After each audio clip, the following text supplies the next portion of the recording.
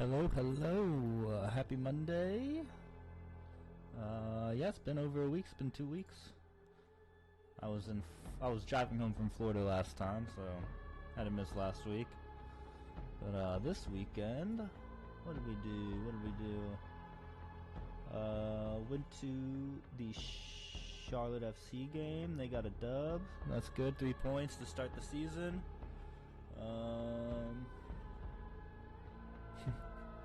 And I've been playing a lot of Helldivers.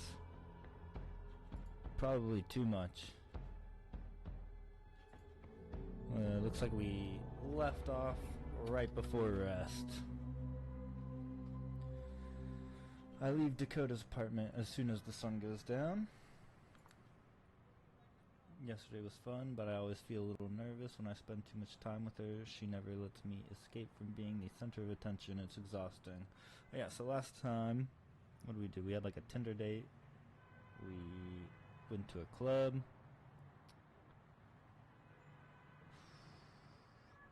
And then we went to like some church and talked to a couple people. Basically just got a bunch of background information. Unread. Pretty sure I've read it all. Yeah, they were just spitting background info.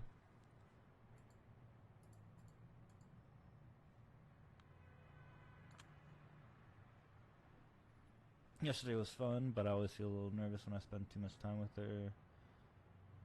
Okay, yeah, that's what we just read. At least, the less time I spend with her, the happier she is to see me again. It's a tricky act to balance, though. I'm grateful for her presence in my life, but never mind. It's on my list of chores tonight. Yes, only one thing. Don't show up for the party at the art hole. Yes, the art party we weren't invited to. This is the rare night when I don't have anything to do. Might as well take a trip around the city and see what's up. Maybe fix myself a little drink while I'm at it. So we got 2 things we can do. A walk in the park, sounds nice. Breaking the habit.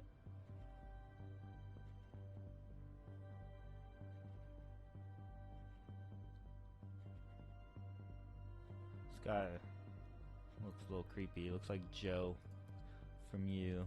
Gray hat. Not exactly the same, but what is this?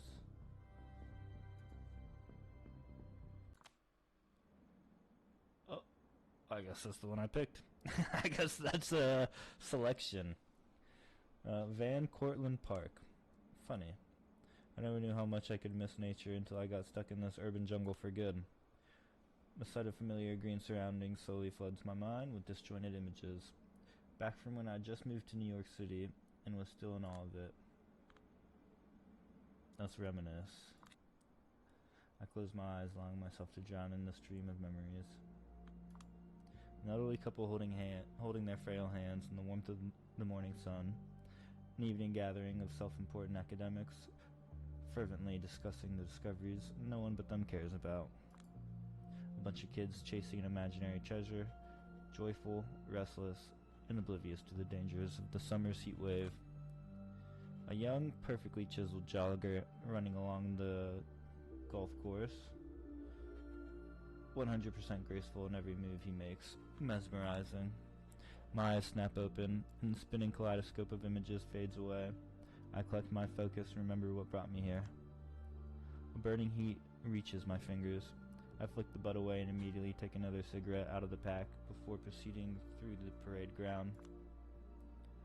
The faint sound of shoes tapping against the concrete interrupts my contemplative mood. Just what I was hoping for. I hurriedly finish my smoke and take a step back, blending in with the shadows. A lonely jogger runs into and out of the pale lamplight, completely lost in his thoughts, all dressed up in top-shelf sportswear. Wiry muscles clearly visible under the skin-tight outfit and his exposed neck. I get the urge back under control for now. Back when I was alive, I'd rely on the breathe in, breathe out exercise. However, nowadays, breathing costs a premium. Just as I regain my composure, the jogger stops by the flickering lantern and takes a glance at his smartphone. His body tenses noticeably as he answers a call. Moving in on him right now would, of course, inevitably involve the caller hearing the assault happen. No reason to make the things complicated. I'll take my time. I cautiously get closer and closer until I finally overhear his words. Should expect the bad news, I know, but Jesus. Tasha, he's 9. He struggles and fails to sound calm. No, she doesn't know yet. I'll tell her when I get home. I need to think this through. I notice a lanyard, half stuck into a pocket, with the Bronx Times logo slapped on it. They say there's no cure. Yeah, I heard something about experimental treatments in Rochester, but I can't make this decision on my own. I connect the dots, realize what he's talking about, feel like I was punched straight in the guts. Listen, I need to clear my head. Tell Jonah I need a couple of days off. If he starts throwing a fit again, tell him he'd better learn to write the fucking column on his own. No, seriously. Thanks, Tasha. Yes. I'll give him a kiss from his auntie. The moment he hangs up, his composure goes out the window. He basically stumbles to the nearest bench. God damn it. His faint sobbing stops me in my tracks. I lose my appetite. Feeding on this guy would feel nauseating anyway. Just when I convince myself that I should let basic decency take the reins, he notices me creeping around. He gives me a startled glance. Eyes damp, looking absolutely miserable. Busted. So, what do you say to a guy you were just about to assault in a dark park, but thought better of it?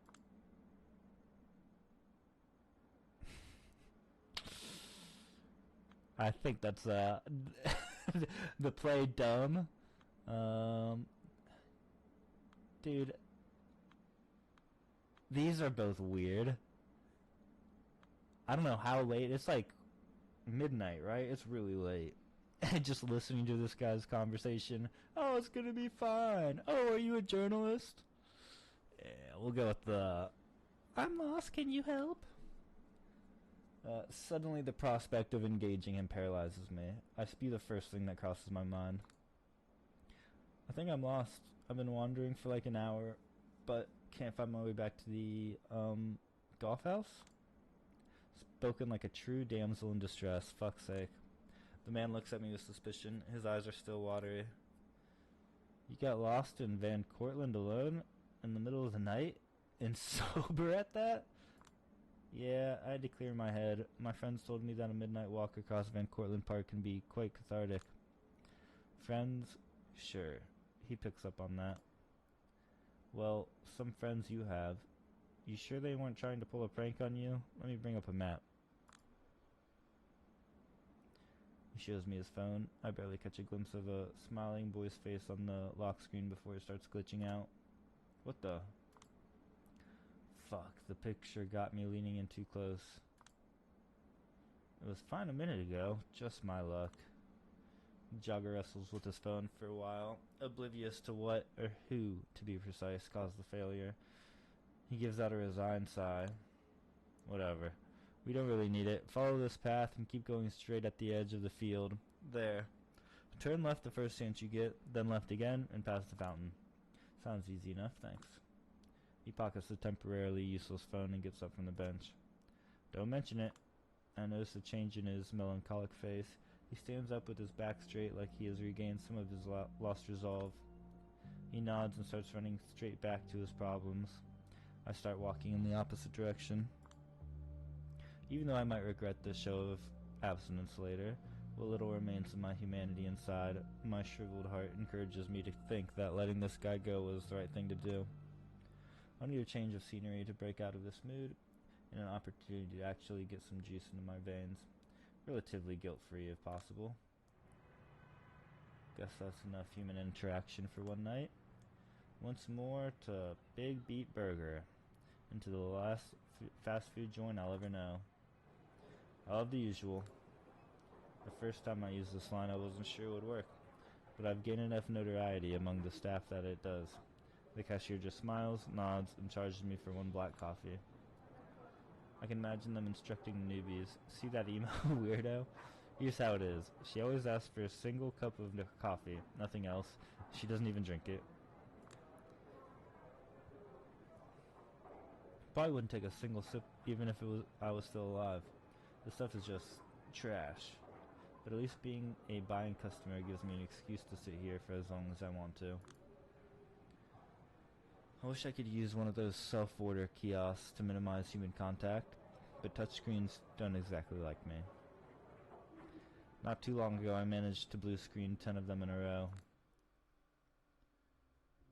Well, the good news is, it doesn't look like I have anything to do tonight. The bad news is, it's because every kindred who matters is having fun at the art hole right now. It's not like I wanted to go, I just wanted them to invite me so I could tell them to fuck off. I scanned the entrance to the restaurant through my peripheral vision. Am I naively hoping someone will come and save me from misery? Guess I am. Please, please, please, let somebody come and get me out of here. A prince, a princess, a knight in shining armor, a fairy godmother, a passing huntsman, big bad wolf, Mila Jovovich, Vin Diesel, Azalea Banks. Hell, I'll take anyone at this point. Visualizing, tapping into the power of my subconscious, materializing my dreams.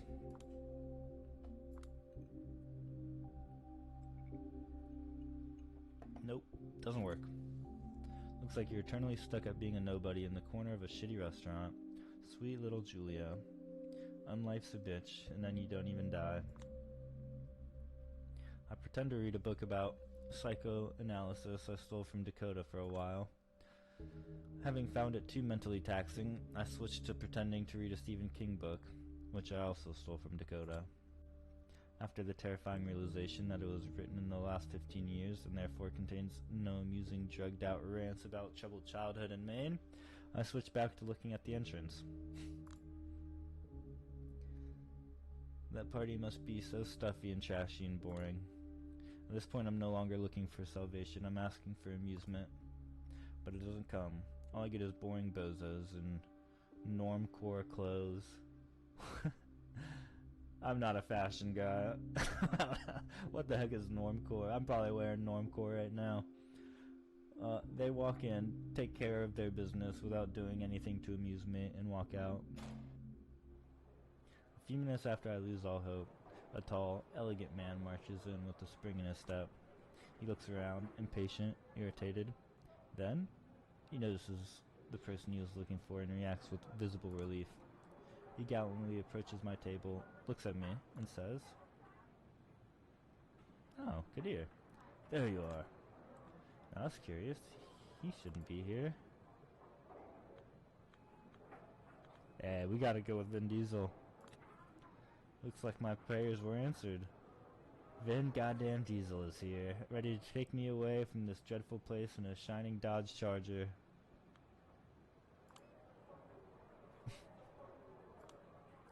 Is Michelle Rodriguez in trouble again? Have you made up with The Rock? Will we get justice for Han?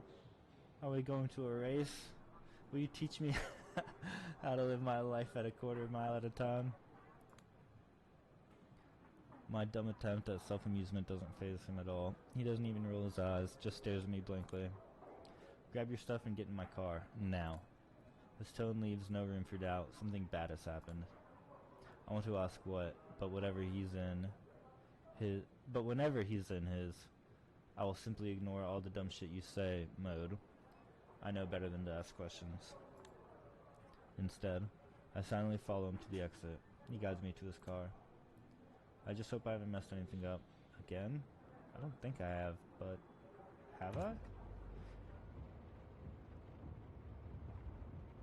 Kadir's car, as usual. He gave me the back seat. He's always uneasy when the passenger seat is taken. Doesn't want anyone to limit his peripheral vision, he says.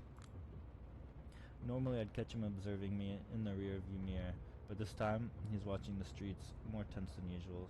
Something must have caught him off guard. I've got my seatbelt on and my popcorn ready. What's up?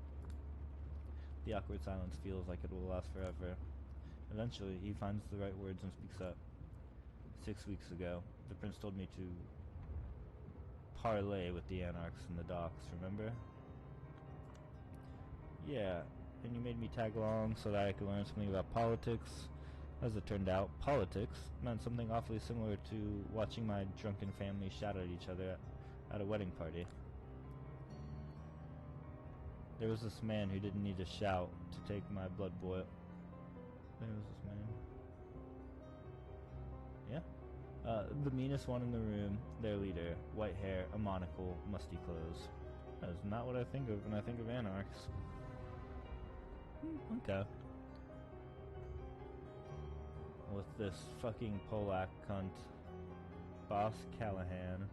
He is a creepy looking dude. Scrooge McDuck. Yeah, how could I forget? A lot of panache, old-timey bravado, engendered insults flung my way. What was the name? Something British. Made me think of Hollywood. Callahan? Baron Callahan. Douglas Boss Callahan. Right. It's 2020, but the man's opinions and ideas were stuck in 1920. Weren't the anarchs supposed to be the progressive option? I never understood why they put up with him. He has his ways of predicting which way the wind will blow. Anytime Camarillo or the Inquisition, right? Yeah. Hit the anarchs. It was the factions opposed to him that were hurt. The luckiest bastard in the world. Thought you didn't believe in luck. I don't, but it sure looks like his luck has finally run out tonight. Uh-oh. Huh? Wait, don't tell me. He's dead? Deader than dead? I'm 99% sure the bastard met his final death. How do you know? We've got trustworthy sources in the anarchs inner circles. Looks like all hell's about to break loose. There's an emergency meeting at the art hole. Jesus, and you're bringing me with you? Why? Because you were on the way. Because I could, because I should. You might not be important to the members of the court, but you're still an asset to the sect. Symbolically, at least, I can justify sneaking you into the party, claiming it's for your own protection. As always, my very own Vin Diesel takes care of his familia. Wait a minute, though, the party is still happening. I called the prince, told her the best course of action is stopping it, and started listing security protocols I have prepared for these sorts of situations. She interrupted me halfway through and told me we will discuss the subject face to face. Didn't sound like she was interested. The party is that important, huh? Politics is that important. I don't know if he's trying to convince me or himself. He keeps staring right into my soul. There, yeah, look away. And once again, politics sound an awful lot like a bunch of party-loving assholes shouting at each other. Don't worry, this isn't the kind of, how should I call it, governing issue the likes of you and I tend to deal with. And how would you describe the governing issues we tend to deal with? Shoveling ourselves out of shit. As usual, he seems a little embarrassed for cussing, or being too honest. Either way, it's cute. No argument here. And that's where the conversation ends. We stay silent as the car rides off towards the unknown. I'm not a New York City Baron. The Baron of New York City, if you please. This is a flashback. Yeah. Once more, a memory of an old douchebag who thought he could rule the world crosses my mind. Well, looks like the world has left him behind. Sayonara, asshole. And here I am at the only place I didn't expect to visit tonight. The art hole. Guessing by the sounds, the inside seems lively. Even if they know it's an emergency, they simply don't care. What are you standing around for? You still need an invitation? No idea. Do I? I think the bouncer will let you in. There's a bouncer? Yes, and he's standing right in front of you. Just start walking, whelp. And here I am among partying elites. It's as stuffy and boring as I expected. But hey, at least it's exclusive. The title Pinard came up with for these yearly gatherings is called Celebrations of Power, an invitation to re-examine the relationship between our undead bodies and the spaces they inhabit. The week-long event is packaged as a sort of performance art piece meant to make the kindred who are involved celebrate their potential instead of despairing at their monstrous nature. We need to counter-program the omnipresent images of tragic vampirism with images that remind us we have inherited the earth and are now free to remake it in our image, is the way our prince puts it. To this end, she organizes a series of exhibits, concerts, fireworks, parties, business meetings, etc., etc. Of course, the parties and business meetings are the most important. My prince. Kadir, finally. A saint with angelic wings, a holy patron of New York City.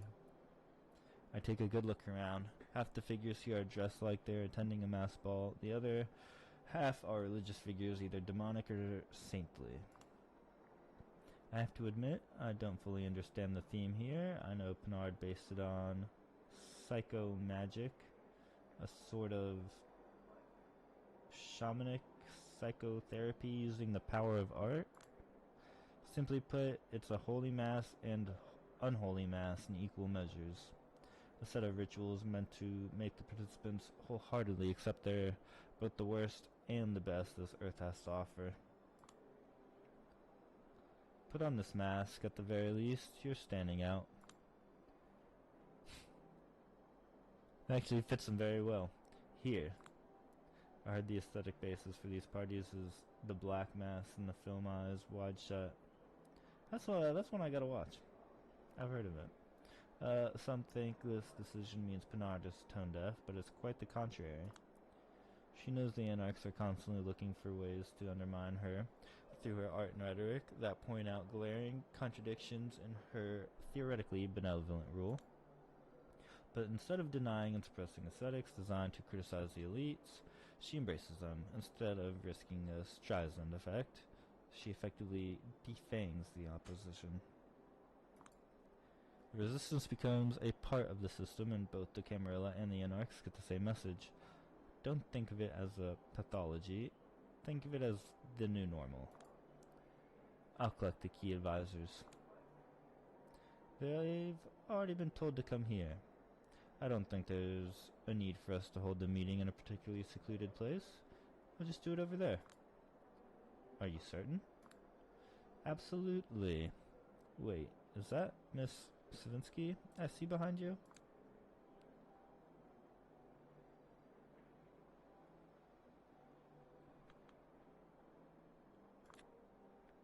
Good evening? I collected her on my way here because of her role as a La Sombre representative. Just say political hostage. You people have made it perfectly clear what's going to happen with my parents back in Chicago if I go against you. I realized she might become a target and decided to hide her at the art hole.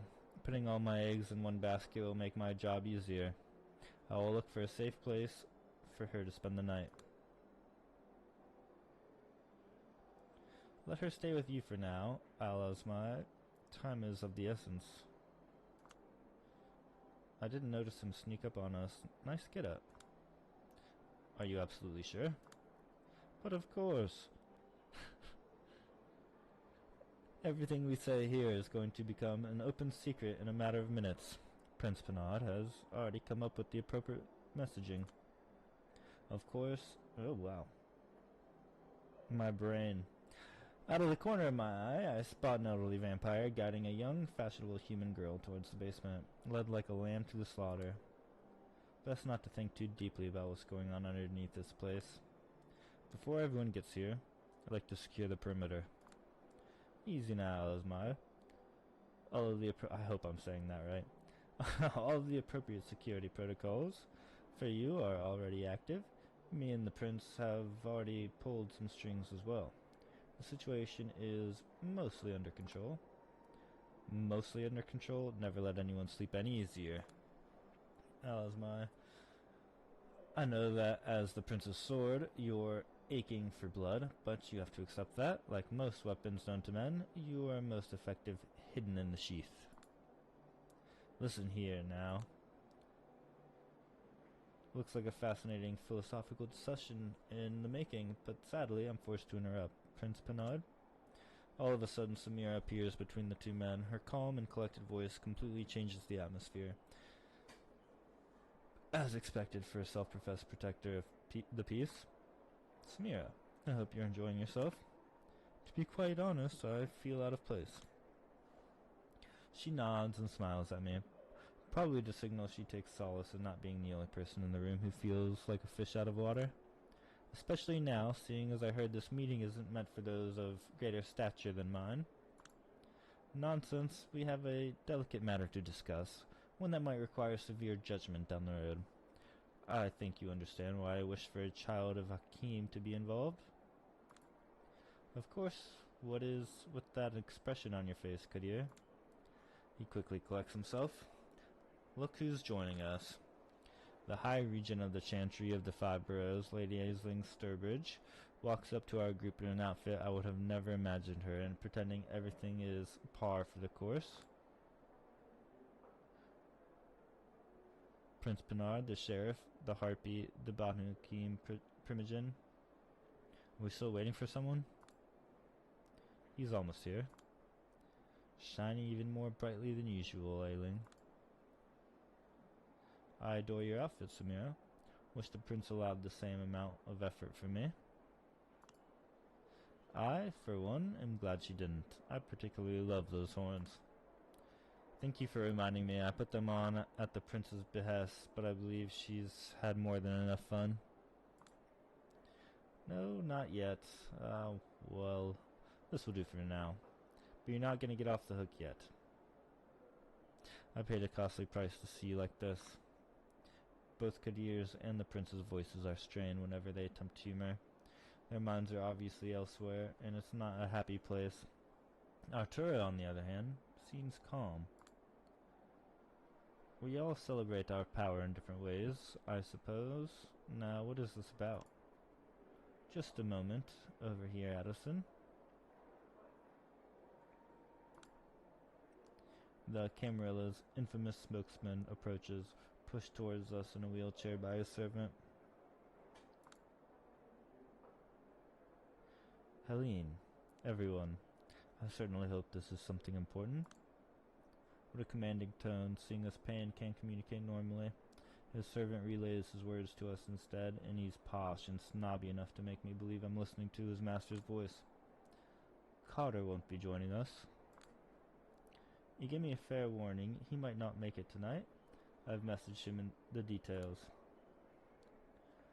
I'll have to find time to meet him later then. Finding time, searching for lost time. So it's all I do nowadays. And there's never enough. I guess now you understand why I insisted that this event must last all week. So many esteemed guests, many of them from out of town, each deserving at least a few hours. The figure in the wheelchair waves his hand impatiently. Yes, let's just cut to the chase now, shall we? That might be the wisest course of action. My prince? Arturo. My prince, everyone. Let me begin by stressing these important points. The situation is largely under control.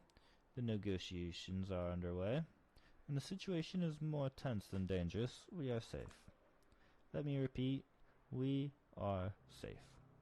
And with that out of the way, here's the big news. Baron Callahan, de facto leader of the Anarchs in New York City, met his final death in his office tonight.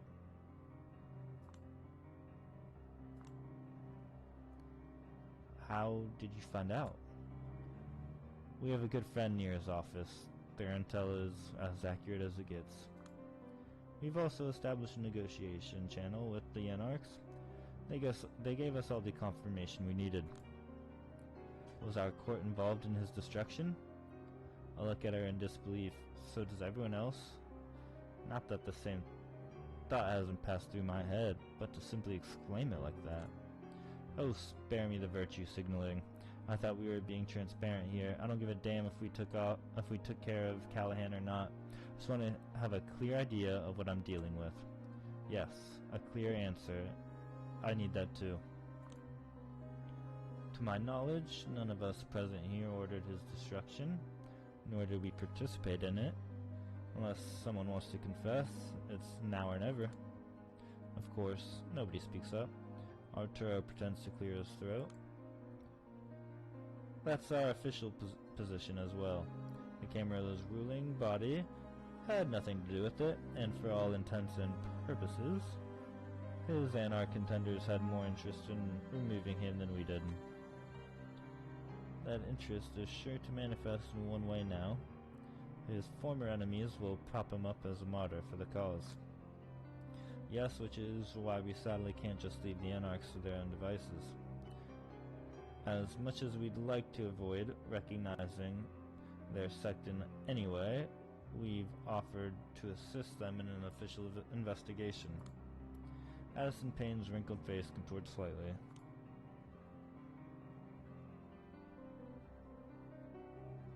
Let me just ask you one question.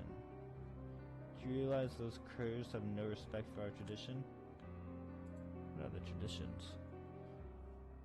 The 6 traditions form the basis of modern kindred law. The first tradition is masquerade. Thou shalt not reveal thy true nature. Don't let anybody figure out you're a vampire. Considered the most important of the bunch, but it's loosely interpreted pretty often. The second tradition is domain. Thy domain is thine own concern. All others owe thee respect while in it. I'm too much of a nobody to own a domain, so this one doesn't apply to me. The third tradition is progeny. Thou shalt only sire another with the permission of thine elder. Basically birth control, but for vampires. No new bloodsuckers unless somebody, usually the prince, agrees to it. The fourth tradition is accounting. Those thou create are thine own children. Their sins are thine to endure. If I fuck up real bad, Karen should face some consequences, in theory. The fifth tradition is hospitality. Honor one another's domain without the word of acceptance. Thou art nothing. In New York City, this is usually understood as, don't hunt on somebody else's turf. But in a city that houses over 8 million mortals, enforcement of this one is pretty lax. The sixth tradition concerns destruction. Thou art forbidden to destroy another of thy kind. The right of destruction belongeth only to thine elder. You don't get to kill a vampire until the prince gives you the go-ahead. As sheriff, Kadir has the implicit go-ahead. Okay, that was all new to me. We do, Addison, but as a veteran politician, you should be deeply familiar with the words controlled opposition. Yes, for now, it's impossible to fully contain the Anarch threat in New York. For now, our only option is to prop up a candidate who will offer the least resistance to our future plans for the city. We extend our hand to the most promising contender, giving him a way to present himself as a diplomat. A man of reasonable compromise. The rabble falls in line. The purists grow angry and alienated. We've already contacted the best possible person in their sect. He will oversee the investigation, and it's in his best interest to show he's able to resolve the situation calmly. Is that good enough? Addison ponders the question for a while, then waves his hand again. It is. Proceed. Funny thing, nobody is paying any attention to me right now. Keep in mind, Mr. Payne, our man's people will still barely tolerate us, and the situation is volatile. The other factions within that sorry excuse for a sect might still try to escalate the conflict. I'll do my best to solve the situation as fast as possible. How so? Kadir is momentarily taken aback by Arturo's question. I've volunteered to coordinate the case with the Anarchs, of course. I refuse. You have more important duties to focus on. Once more, Kadir is stunned. All due respect, Prince, but if you don't consider me capable of tackling this issue and attending to my usual duties at the same time, I think you gravely underestimate me. Your penchant for working yourself to the bone is well known and appreciated by everyone in this room, Sheriff. But so is your perfectionism. If we do grant your wish and let you investigate while still fulfilling your routine obligations, can you guarantee you're going to give both these tasks your best? I can guarantee something very close to my best. Close to your best doesn't cut it, Alice Mai. Not when the vultures are out in force. Callahan's destruction is sure to cause unrest among the Anarchs, and there's an obvious outlet for their pent-up rage. I want to make this perfectly clear. The celebrations will continue as planned, no matter what. This is why your presence here is absolutely necessary, Sheriff. We rely on your constant protection. Of course, my prince. We must be on constant vigil for a few days. Alazmai's sword must be constantly pointed at the enemies surrounding us. The timing of the Baron's destruction is impeccable. The Anarch leaders are sure to point at us and claim we're shamelessly celebrating his end. Does anybody believe it's just a coincidence? Murders are messy, almost as messy as politics. It's impossible to reliably predict the outcome of any violent action. I think it would be wise for us to brace for a lot of unfortunate coincidences, Aisling. In any case, the rabble can't get the impression that their power struggles are of great concern to us, but they also can't think we have something to hide. Which brings me to my point. We do need a symbolic gesture, one displaying expertly measured intensity. My best bet is a humble diplomatic envoy, a low-level official acting as an investigator of sorts. I implore you, Prince. Kadir. He bites his tongue and struggles to collect himself. I rarely see him lose his temper, at least where the Camarilla is involved. What's going on? I wonder about your suggestion for this role. After all, it's not particularly prestigious, but carries a lot of responsibility. We're still talking about a Camarilla representative. Oh, I think there's a very obvious candidate. Both he and Kadir look at me simultaneously. Everyone else in the room does too. Now, wait a second, you can't possibly mean... Miss Julia. Once again, your full name eludes me at the moment. Am I allowed to speak? Or maybe I should wait for permission before I make up my mind. The sheriff sighs and deeply speaks up. Savinsky. Miss Julia Savinsky. Right. I understand you used to be an investigative journalist before your embrace.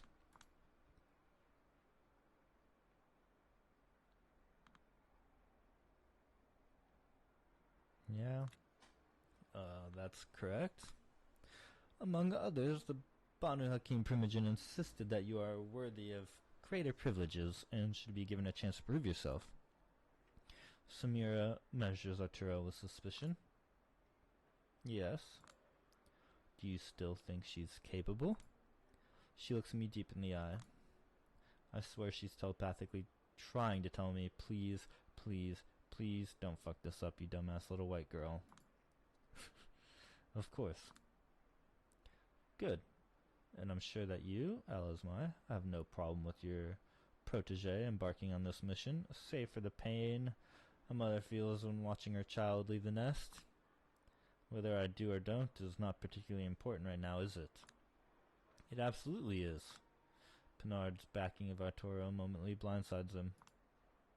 Prince Pinard, if Arturo's plan is reckless, I want you to tell me. I need a simple yes or no answer. Is the girl capable? Now he knows he's left with no choice. I wouldn't entrust her with all the responsibilities that I have if she wasn't. He exchanges glances with me, but his look is different than Samira's. It's as if he's trying to apologize to me. Here we are, then, a recommendation from the Banu-Hakim Primogen and the sheriff. To tell you the truth, I was just throwing out ideas, but with this backing... What an ass. I can't doubt the Night Clan's representative. We'll get the job done. I'm certain each of us feels the same, Mr. Payne.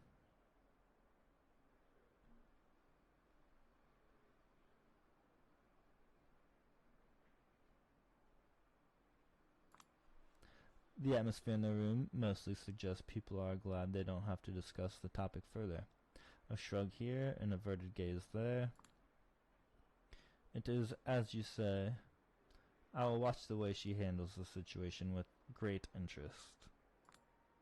Well then, Miss Savinsky, it looks like you've got your chance for a big break.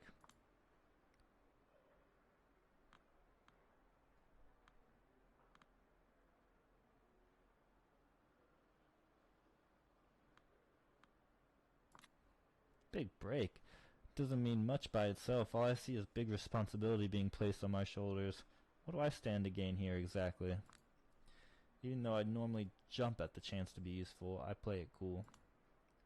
All of a sudden, not only everyone acknowledges my existence, but believes I can handle solving a tense criminal case. Something seems too good to be true. Let's not be vulgar, now. You stand to improve your standing at the court. Yes, we can discuss the particulars based on your performance. Yeah, they don't plan on giving me shit. Figures. It's not like I can refuse, but this is something I need to take into account while taking care of this case. I need a bargaining position if I want to get anything out of this. Yeah, I'll do it. Just point me in the right direction and tell me what to do. Excellent. That leaves us with only one more matter, which I hope we can agree on. Prince Bernard signals someone with their hand. The figure emerges from behind the corner. Good evening. Catherine. What a pleasant surprise. Nobody informed us you are in town? Addison. Looking healthier than ever. And what does Vice have to do with it? We need an impartial observer who everyone respects. And as it happens, Catherine always knew how to make friends on both sides without angering either. I beg to dip. I'd be grateful if, just for once, you decided against throwing a tantrum about me, High Regent.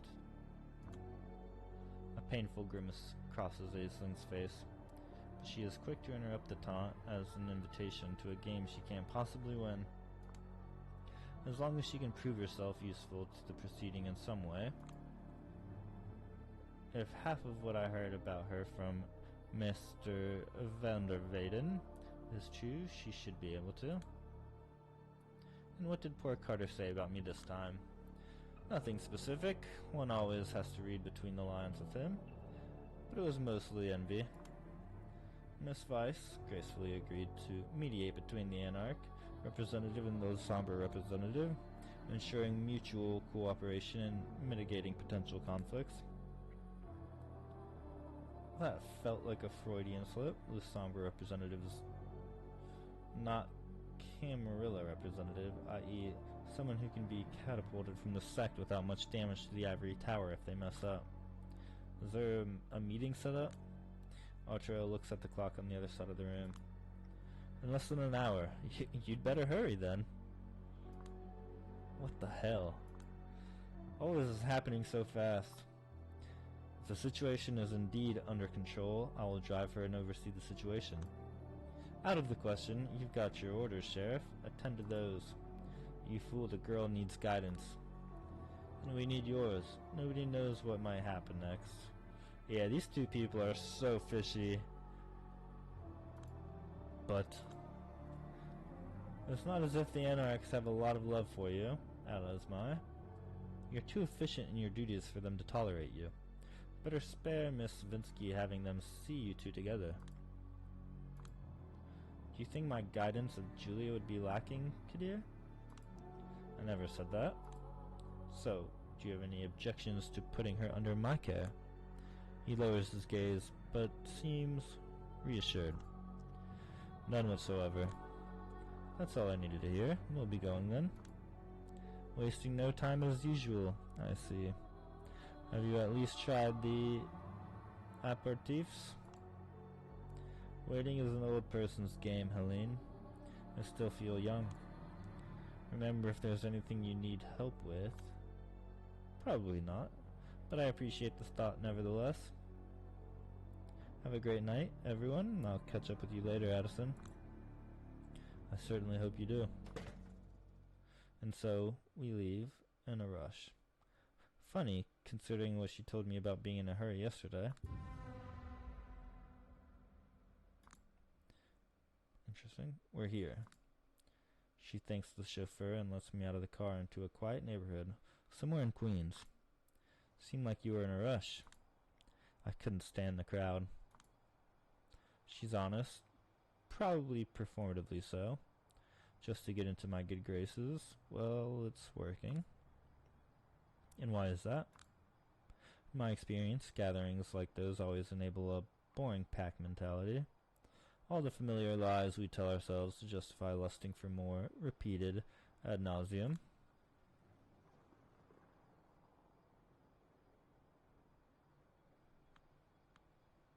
Shit. What did... I don't remember. I'm gonna pick this option anyway, though. Speaking of lies, you seem honest, but yesterday you told me not to rush. And I stand by it. Do as I say, not as I do. Yeah? That's the best advice I can give you. I definitely need more advice than that.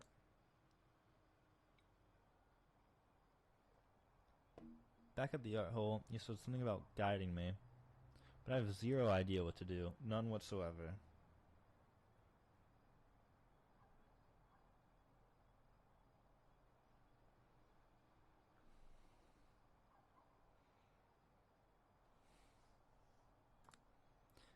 I had a few necessary arrangements to make over the phone before we got here to ensure your pretty little head stays attached to your neck. For now, anyway. I'm grateful, but I still feel way out of my depth. I need to know what to do. You used to make a living as an investigative journalist, did you not? Investigate the murder? In TV shows, when an investigative journalist gets too close to the heart of a politically incendiary case, it rarely goes well. A cat sat on their porch, a bullet to the head. So, are you afraid you might be a pawn in a game you don't understand? That your elders consider you a disposable asset? That a single wrong move might cost you everything you hold dear? That sounds about right, yeah. Well, by the sound of it, you understand your situation perfectly. Don't belittle me, I need your advice. Be anything you want, but don't be boring, Julia. If I wanted to belittle you, I would have drowned you in platitudes long ago. Know thyself, believe in your strength, trust no one, act confident, turn the chessboard around and read your opponent's mind. Read Sun Tzu and quote him incessantly. Say, do you feel any better now? Can I ask you something? Seeing as Mia is still not here, of course.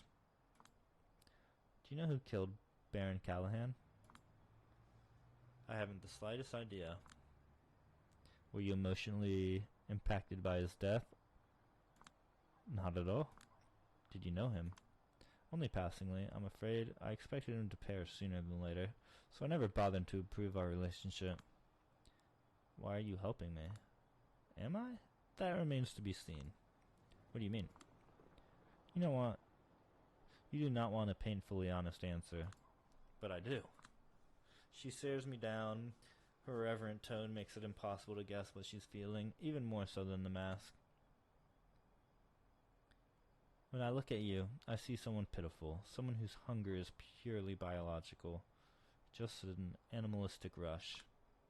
When I saw a burgeoning plan to put you in a situation that is way beyond your capabilities, I offered my help. I was curious to see your true colors reveal themselves firsthand. When everything is said and done and Callahan's killer is pointed out, will you be a whimpering animal or a victor taking the spoils? I cannot wait to find out. I don't know what to say. Is she provoking me, or... Mia should be here any second. You have time for one more question.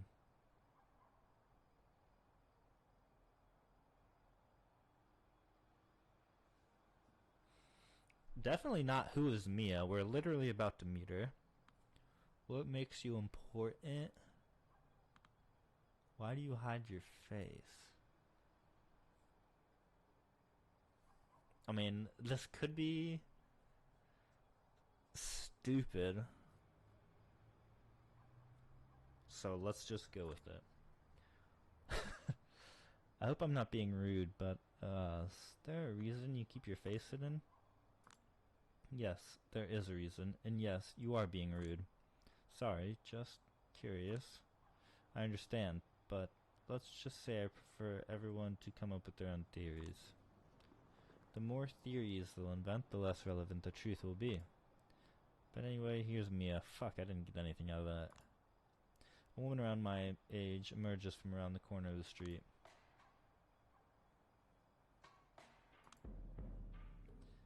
I've never met her before, but if I had to describe her in 2 words, by her aura alone,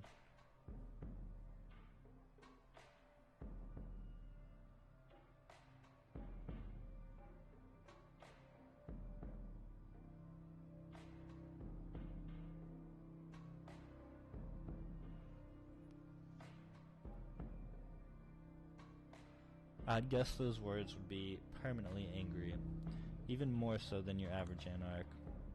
You must be Catherine Weiss. You must be Mia Morgan. Pleasure to make your acquaintance.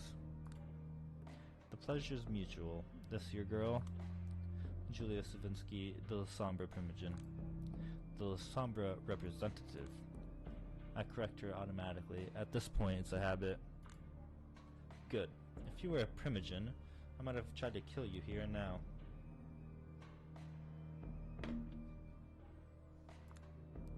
Is Torque still on the site?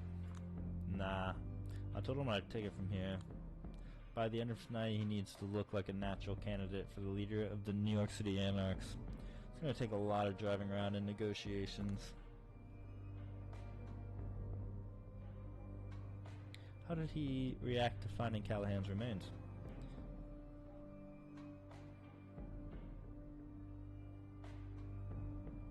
He hasn't exactly elaborated on his feelings, but I expect he reacted the same way every true believer in the cause did.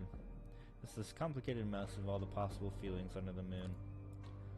So he was the first one who's seen the murder site. Oh, so you're already calling it a murder site. Does the Ivory Tower know something we don't?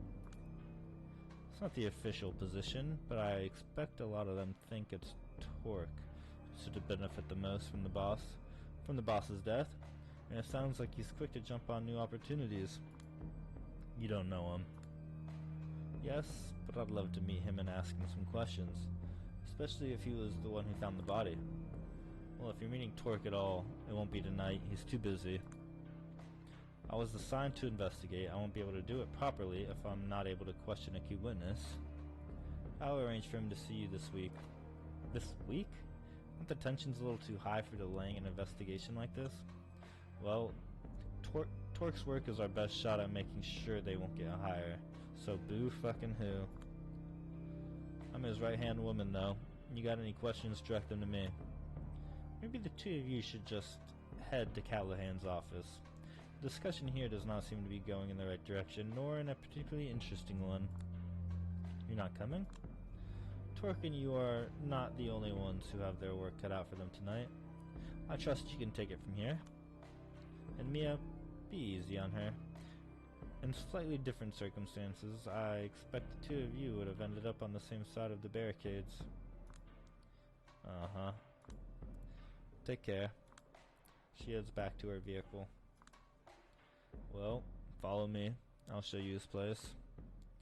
It's a 19th century style office, classical wooden, smelly. The stuffy air of books, old furniture, and dust covers much of the fragrance of decay. But not all of it.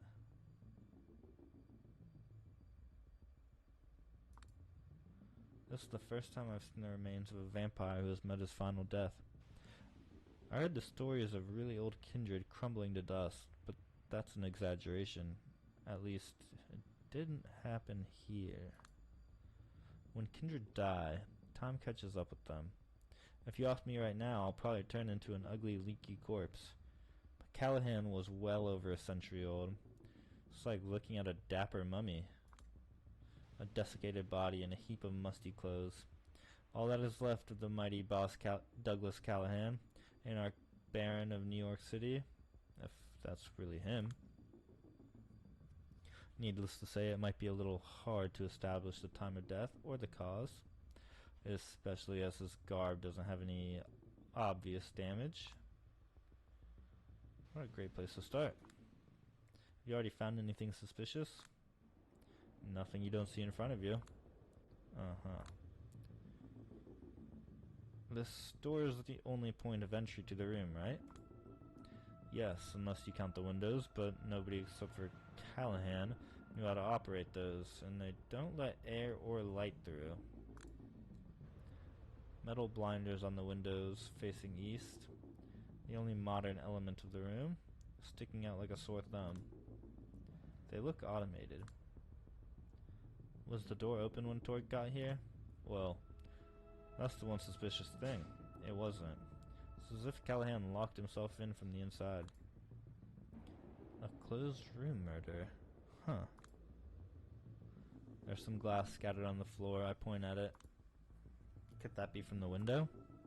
I checked it from the inside. It's in perfect condition. So what's this glass? I have no idea.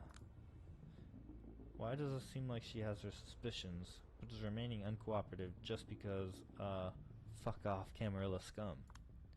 I checked the next point of interest. A wall safe. Surprisingly large. I play with the lock a bit. What's the combination?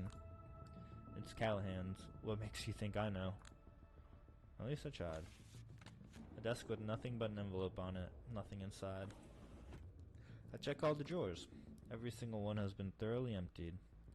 I don't know what I expected. Is this how the anarchs go around securing crime scenes? Were these emptied before Torque arrived? I don't know. But I wouldn't accuse him of tampering with evidence if I were you. Well, thank you. The decor of the room is pretty minimal, so there's not a lot of points of interest that could illuminate the case. I start getting nervous. I point at the painting on the wall. Of course, you have no idea who that is. Callahan's ancestor, I guess. I'm out of ideas. Everything I look at feels like another dead end. I'm frustrated. I feel as if I failed this investigation before it even started. There must be something more. I start walking around, trying to find a single clue. Mia just watches me indifferently. Give me anything. Anything, goddammit. Anything. Any. A shadow blinks in and out of existence near Callahan's remains. I freeze in place.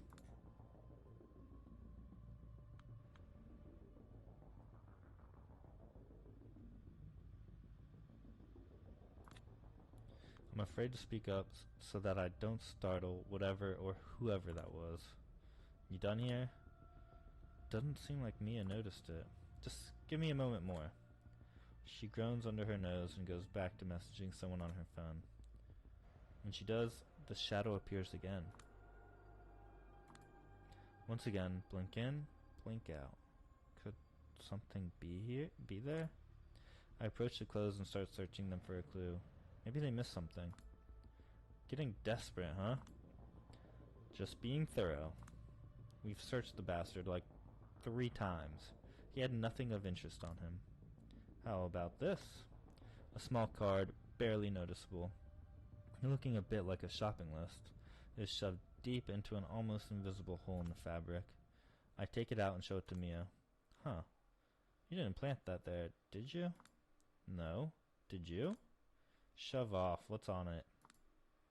It's a list of 4 names. D'Angelo, Hope, Agathan, Tamika. Any idea what this is about? Beats me. She's lying, but I don't care. Tomorrow night, I'll meet up with Kadir and ask him to help me figure it out. I think I'm done here. Don't let the door hit you on the way out. Guess she sees me as nothing more than an enemy agent. When will I get to meet with Torque? If, and that's a big if, he'll agree to meet you on a one basis. Catherine will let you know. He probably won't let a loyal Camarilla lapdog like you see him without her oversight anyway. A Camarilla lapdog, huh. It's risky play, of course, and might backfire, but maybe I'd benefit if I put my loyalty to the court into question.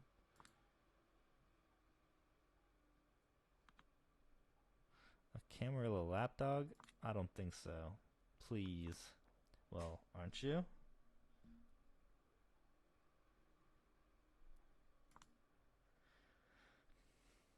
Trust me, I'm not the type who bites the hand that feeds her, but the court's favorite pastime is leaving me starved. Ah, so it's like that, huh? Uh-oh. Uh-oh. Yeah. She studies me carefully. I will keep that in mind, depending on how the situation unfolds. Good. In the meantime, have a good night. Where do I see that?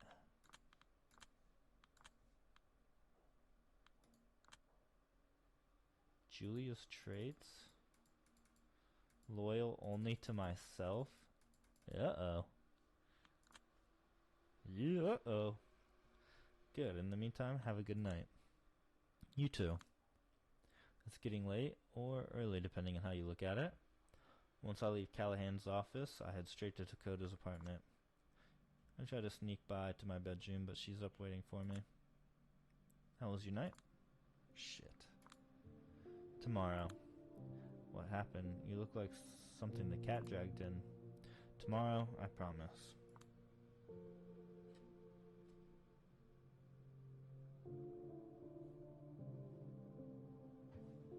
But I'm worried. Don't be. Tomorrow.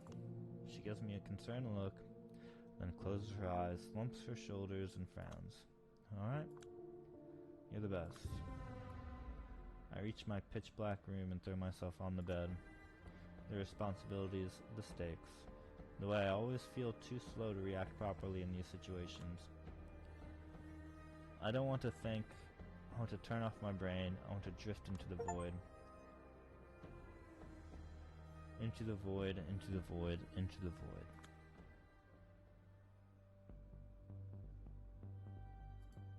Oh, that's interesting. We could do that.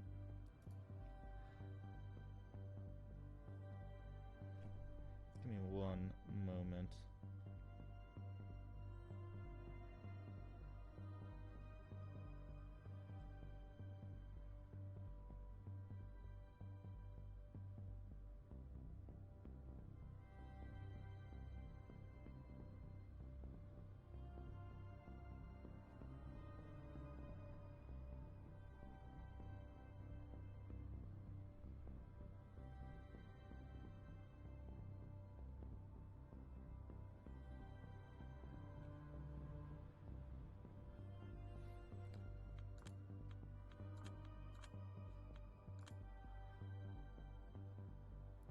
I think I might keep this one short and sweet.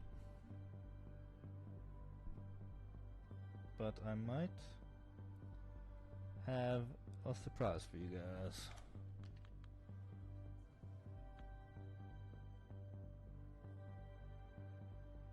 It will save and exit. I'm gonna try and get my audio settings and everything up. I might stream some Helldivers here in a little bit. But anyway, I hope you guys have a great rest of your week. Reading for a full hour, it takes a lot more out of you than you would think. What are we doing this week? I'm not gonna be streaming Wednesday.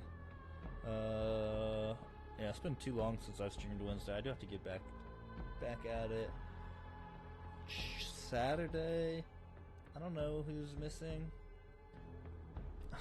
I want to say we're gonna play D&D, but I'm not too sure. Oh look, Light and Scruffy he might be playing Helldivers. He'll be playing wow, the name of the game escapes me. Not Slay the Spire.